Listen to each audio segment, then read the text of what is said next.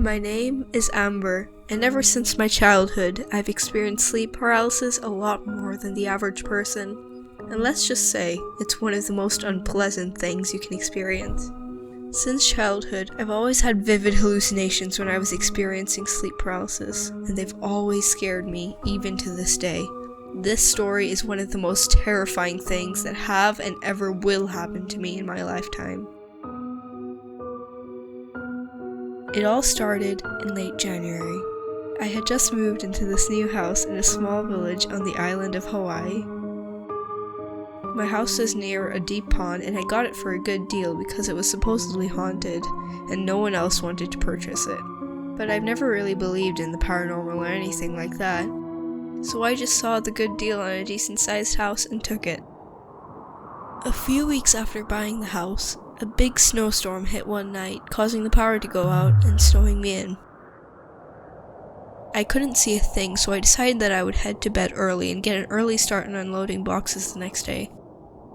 I hopped into bed, pulled my blankets over me, and fell asleep in the pitch black room.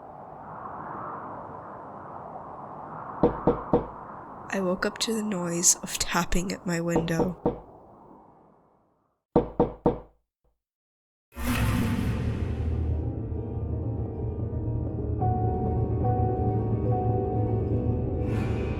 I tried to get up but realized I couldn't move at all. Sleep paralysis took over my whole body.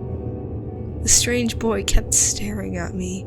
His eyes were pitch black as if he had no pupils. He had a wide, inhuman, devilish grin, and his teeth were huge. I was terrified and wanted to scream, but I couldn't and was forced to watch him. I kept telling my mind that it was just a hallucination, but it was a lot more vivid than any other hallucination that I had ever had. Then in a split second, he was gone. I calmed myself, thinking it's all going to be over soon now. My fear started to rise when I heard the noise of clanging in the kitchen. Did he break into my house? I was getting paranoid. I couldn't move. I strained my eyes to try to see the bedroom door through the darkness, and I could see something. A figure standing on the other side of my bedroom door. He slowly opened the door. It was the boy.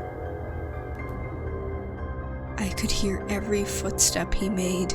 He continued to creep towards my bed, and I could see his devilish grin from the corner of my eye.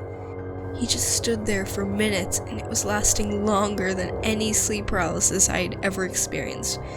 I felt that I was about to die. I was just praying it would be over soon. My prayers were answered, and I was finally able to move again. The boy was gone. The next morning when I woke up, I felt something strange as I walked on the carpet. The carpet was soaking wet, and at that point, it hit me. Was it really a hallucination? Or did someone actually come into my room last night? I shared this incident with some of the neighbors, and it turns out there was a spooky story about the pond near my new house. Back in 1947, a group of kids were playing on the banks of the pond. One boy accidentally tripped over a log and fell into the water. Before any of the other children could react, the boy sank beneath the water surface. For a few moments, they waited for him to resurface, but there was no sign of him. Horrified, they ran back to the village to get help.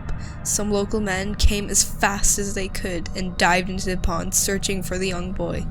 They were terrified by what they found. The boy was sitting on a rock at the very bottom of the pond.